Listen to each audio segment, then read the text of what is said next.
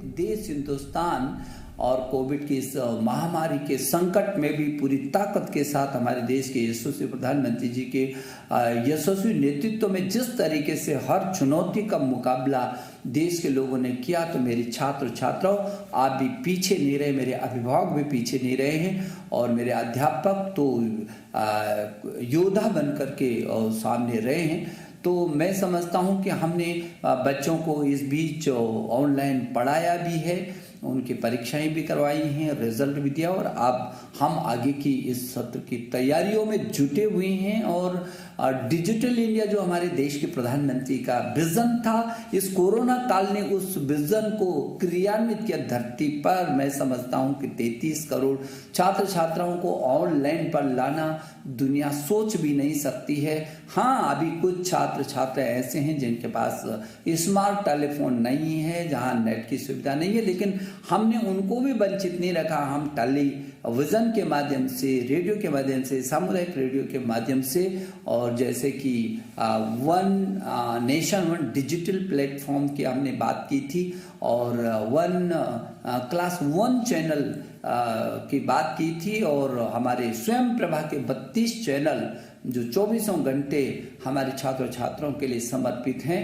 DTH पर उनकी समर्पितता है और उसी से जो छात्र दीक्षा पर नहीं आ सके हैं, उसके कारण उनको दिक्कत हुई, मोबाइल में नहीं उसको पा सके, उनको भिन्न भिन्न तरीके से हम लोगों ने किया। लेकिन मुझे इस बात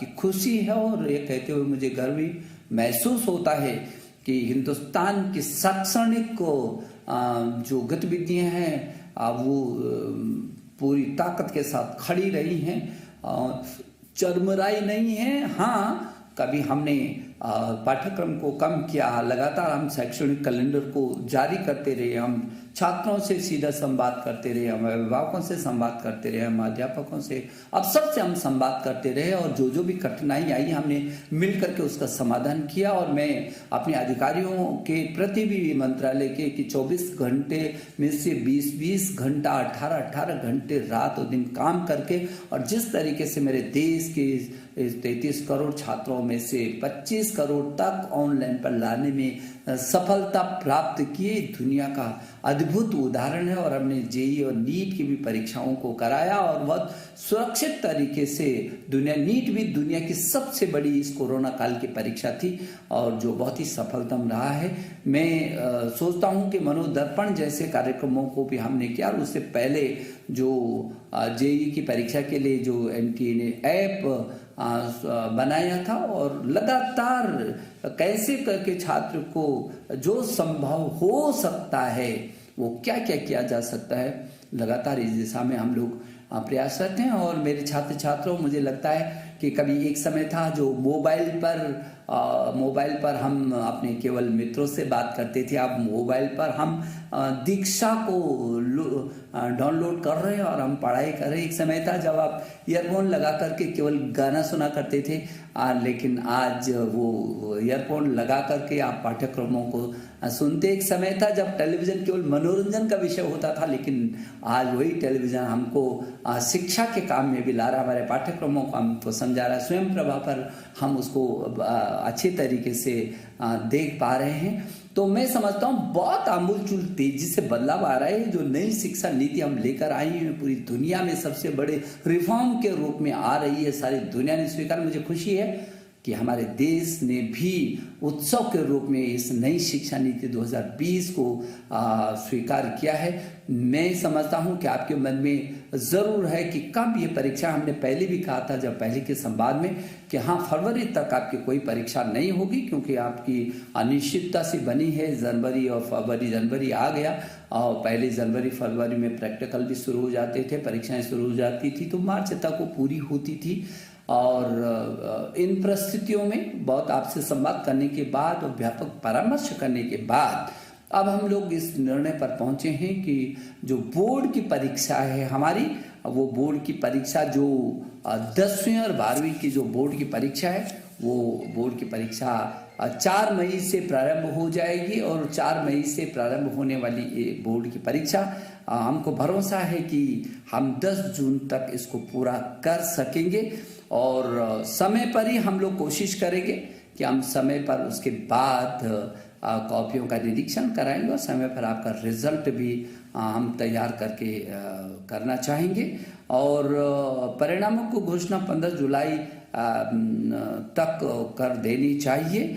प्रैक्टिकल की जो परीक्षाएं हैं वो आपकी 1 मार्च से शुरू हो जाएंगी। मेरी शुभकामना, आप पूरी ताकत के साथ और बहुत आत्मबल के साथ बिना किसी तनाव के आप परीक्षा की तैयारी में जुटे। वक्त भी हमारे पास है और आपको पाठ्यक्रम भी बहुत अच्छा आ रहा है और सीबीएसई ने वैसे भी इन प्रस्तुतियों में 30% पाठ्यक्रम को अपना कम किया और लगातार आपके साथ हम संवाद में हैं। सीबीएसई बोर्ड के चेयरमैन लगातार इस दिशा में नजर रखे हुए हैं और पूरा तंत्र वो आपके साथ जुड़ा हुआ है। तो मुझे भरोसा है कि जो 4 मई से होने वाली जो बोर्ड की परीक्षाएं हैं उनके लिए आप बहुत मनोबल से तैयारी करेंगे और पूरी ताकत के साथ और बिना किसी संकोच के आप अपनी परीक्षा को देंगे, मस्ती के साथ परीक्षा को देंगे। और जो विदेशी, क्योंकि देश से हट करके दुनिया के लगभग 25-26 देशों में जो सीबीएसई के स्कूल चल रहे हैं, दुनिया के इन 25 देशों में रहने वाले छात्र छात्राएं भी यदि मेरी बात को सुन रहे हैं तो उनको कोई चिंता करने की जरूरत नहीं है। उनके भी हर समाधान को करने की हम कोशिश कर रहे हैं। मेरे प्रिय छात्र छात्राओं, 2020 बहुत योद्धा की तरह आपने इस 2020 को आप विदाई दे रहे हैं और मैं नए वर्ष की जो पूर्व संध्या पर मैं आपको शुभकामना देने के लिए आपके बीच आया हूं और नई तिथियों की घोषणा की आने वाले साल में हम इन तिथियों का भी स्वागत करना चाहते हैं जब मेरे आप सभी छात्र छात्राएं बहुत मनोयोग के साथ बिना किसी तनाव के अपनी परीक्षाओं को देंगे। मैं आपके अभिभावकों को और आपके अध्यापक गण को एक बार फिर अभिनंदन करता हूं और आपको शुभकामना देता हूं। नमस्ते।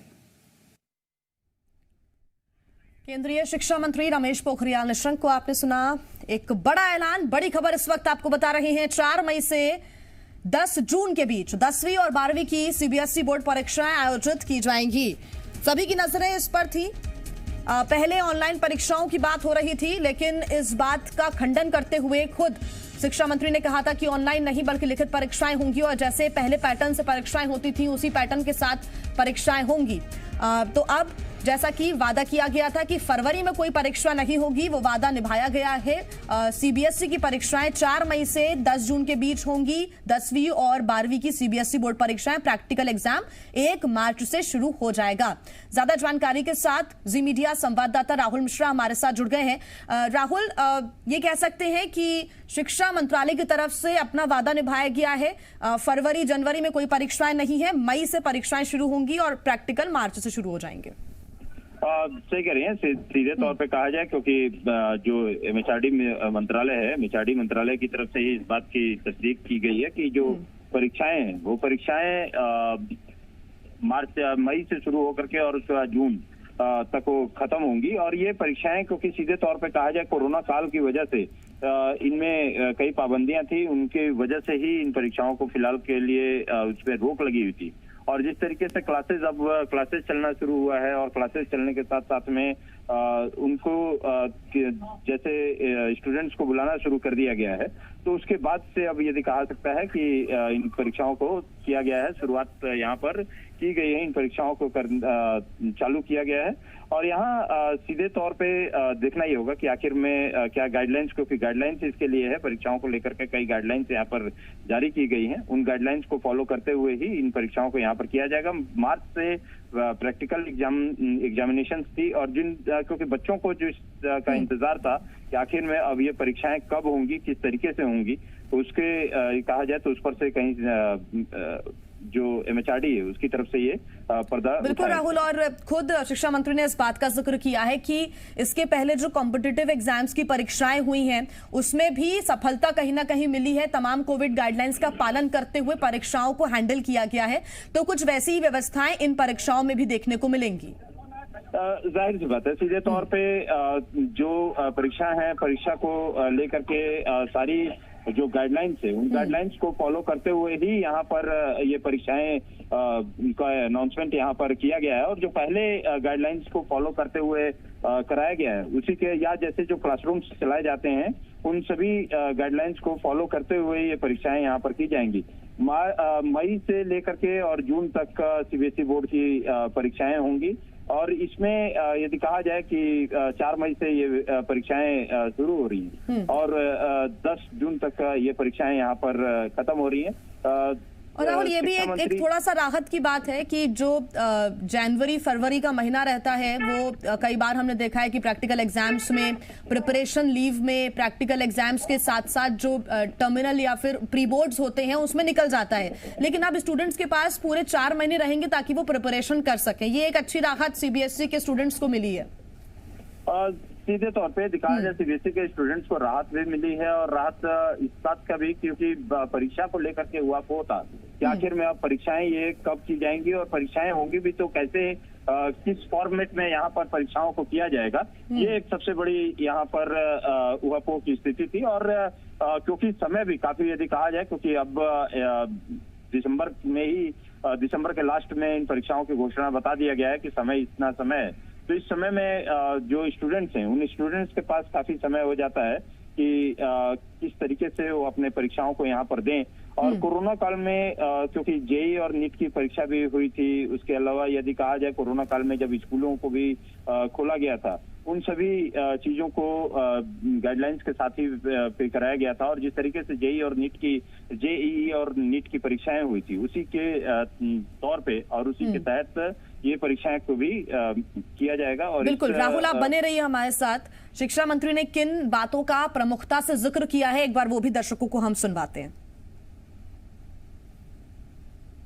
4 मई से प्रारंभ हो जाएगी और 4 मई से प्रारंभ होने वाली ये बोर्ड की परीक्षा, हमको भरोसा है कि हम 10 जून तक इसको पूरा कर सकेंगे।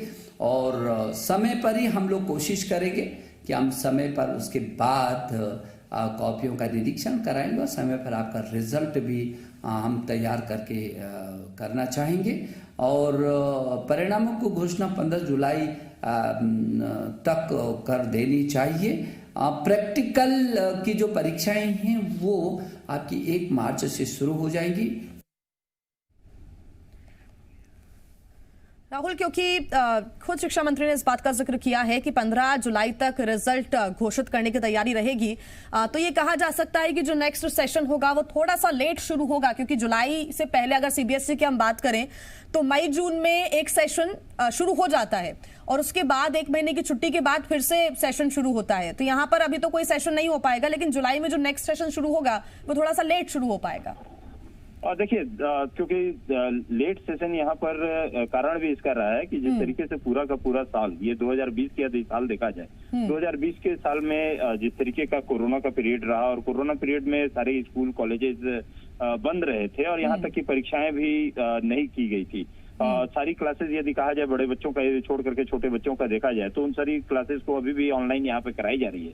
उसमें इन परीक्षाओं को मेंटेन करना, इन परीक्षाओं को कराना सबसे बड़ा चैलेंज यहाँ पर सीबीएसई के लिए था। और लेकिन क्योंकि सीबीएसई ने समय, क्योंकि अभी समय यदि कहा जाए जनवरी फरवरी का यदि समय उस समय कहा जाए, ठंड भी काफी ज्यादा है। ठंड के साथ साथ में अभी जो कोरोना का पूरा जो पीरियड है, उसमें कहीं एक जो नया स्ट्रेन की वजह से इसमें फैसला जो लिया गया है, ये मई जून तक का फैसला लिया गया है कि उस समय तक जो वैक्सीनेशन है या जो और भी तैयारियां हैं, उन सभी तैयारियों को यहाँ पे किया जा सके। और साथ में सीबीएसई के पास भी समय, काफी ज्यादा समय यहाँ पर रहे। सेमेस्टर जरूर लेट होगा, लेकिन उसको देखना ये होगा कि आखिर में सीबीएसई कैसे इसको मेंटेन करता है, कैसे इसको आगे में करता है। क्योंकि उस समय तक नए जो क्लासेस थे, उन नए क्लासेस की शुरू हो जाती थी, समर वैकेशन उस समय होता था, नए क्लासेस वहां पर शुरू हो जाता था। लेकिन देखना ये होगा कि आखिर में कैसे इसको सीबीएसई मेंटेन करता है। सेमेस्टर लेट हुआ है, लेकिन कटौती नहीं की गई है। सबसे बड़ी चीज है कि कटौती नहीं की गई है। 15 तारीख तक, 15 जुलाई तक ये रिजल्ट्स भी आउट हो जाएंगे।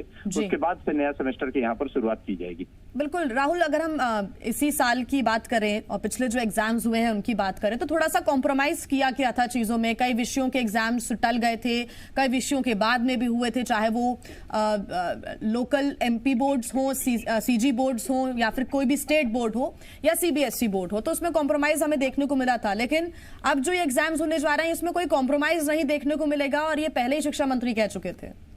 जाहिर सी बात है, इसमें किसी भी तरीके, क्योंकि उस समय का जो स्थिति थी और इस समय का यदि स्थिति में काफी ज्यादा चेंजेस यहाँ पर देखने को मिली है। और इसमें क्योंकि बदलाव जो देखा गया है, पहले था कि सजगता के साथ यहाँ पर बच्चों की परीक्षा कराई गई थी, जेईई हो, नीट की परीक्षाएं हो, और उस समय जिस तरीके का आपने देखा होगा राजनीतिकरण भी जिसको लेकर के पूरी तरीके से हुआ था, उसमें अब कहीं स्कूल्स भी तैयार किए गए हैं, CBSE भी कहीं सीधे तौर पे इन परीक्षाओं को लेकर के तैयार यहाँ पर है। और सीधे बिल्कुल राहुल, और ये भी कह सकते हैं कि जल्द से जल्द अब CBSE अपनी तरफ से आदेश जल्द जारी करेगा। जो स्कूल्स हैं CBSE मान्यता प्राप्त, उनको किस तरह से गाइडलाइंस का पालन करना है ये भी जल्द उनकी तरफ से नोटिफिकेशन जारी हो जाएगा। जल्दी नोटिफिकेशन जारी हो जाएगा। और सीधे तौर पे देखिए, एक और चीज, सबसे बड़ी चीज है कि जिस तरीके का MHRD की तरफ से तैयारियां यहाँ पर कराई गई थी, जिसमें कि कोरोना काल में भी उसने चाहे वो सोमप्रभा के 32 चैनल उन्होंने बच्चों के लिए समर्पित किया, उसके साथ ही साथ जो एजुकेशन की गतिविधियां चरमराया नहीं, उसको लेकर के ऑनलाइन जो क्लासेस यहाँ पर कराई गई थी, उसके अलावा जो अधिकारियों को निर्देश दिया गया था कि वो बिल्कुल राहुल, तो ये कह सकते हैं तमाम गाइडलाइंस और प्रिकॉशंस के बीच परीक्षाएं होने जा रही हैं। दर्शकों को हम एक बार फिर बता दें, 4 मई से 10 जून के बीच 10वीं और 12वीं की CBSE बोर्ड परीक्षाएं आयोजित होंगी।